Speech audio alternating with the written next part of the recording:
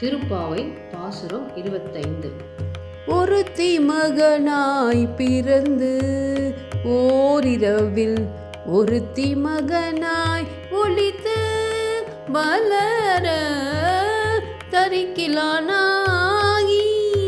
தான் தீங்கு நினைந்த கருத்தை பிழைப்பித்து கஞ்சன் வயிற்றில் நெருப்பெண்ண நின்ற நெடுமாலே உன்னை அறுத்தித்து வந்தோம் பறைதருதியாகில் திருத்தக்க செல்வமும் சேவகமும் யாம் பாணி வருத்தமும் தீர்ந்து மகிழ்ந்தேலொரெம்பாவாய்.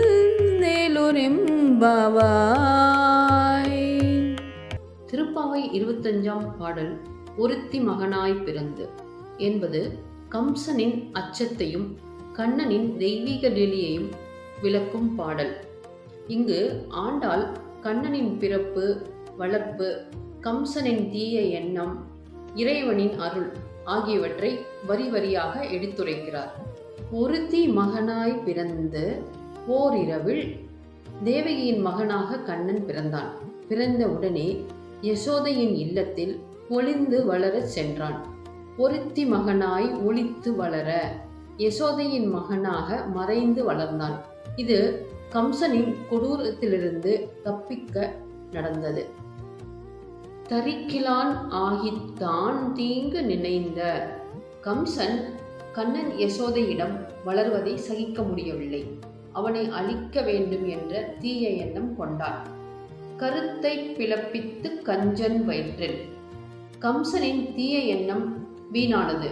அவன் மனதில் பயம் நெருப்பை போல எரிந்தது.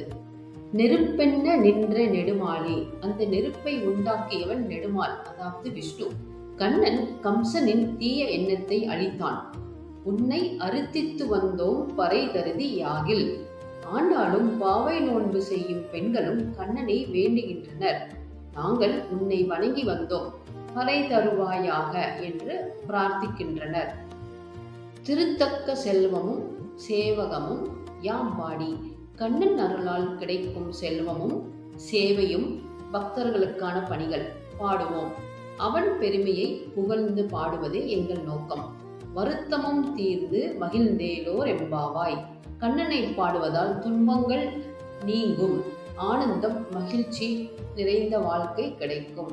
இந்த பாடலின் உட்கருத்து என்னன்னா, பக்தன் பக்தி செலுத்தும் போது இறைவன் அவனுக்கு சேவகனாகி விடுகிறான். தனது உயிருக்குயிரான பக்தன் பிரகலாதனுக்கும் அவனது தந்தை இரண்யனுக்கும் வாதம் நடக்கிறது. உன் நாராயணன் எங்கே இருக்கிறான் என்று இரண்யன் கேட்க, பெருமாளுக்கு ஒரே கை காலெல்லாம் உதிரி விடுகிறது.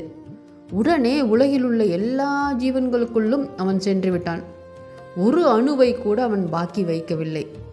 பிரகலாதன் என்ன பதில் சொன்னாலும் அதற்குள்ளிருந்து வெளிப்பட வேண்டுமே என்ற பயத்தில் கிருஷ்ணர் இருந்தார். அவன் தூண் என்று சொல்லவே அதற்குள்ளும் மறைந்திருந்த பகவான் நரசிம்மராய் வெளிப்பட்டார். பக்தனுக்கு அவர் செய்த சேவையை பார்த்தீங்களா? தன்னிடம் பக்தி செலுத்திய பாண்டவர்களுக்காக அமாவாசை நேரத்தையே மாற்றிய தயாளு குணம் படைத்தவர் அல்லவா? இவற்றையெல்லாம் நம்மளாம் படித்தாலே போதும், அவனை அடைந்து விடலாம். இதுதான் இப்பாடலின் உட்கருத்து. ஸ்ரீ ஸ்ரீ ஆண்டாள் திருவடிகளே சரணம். ஹரே கிருஷ்ணா.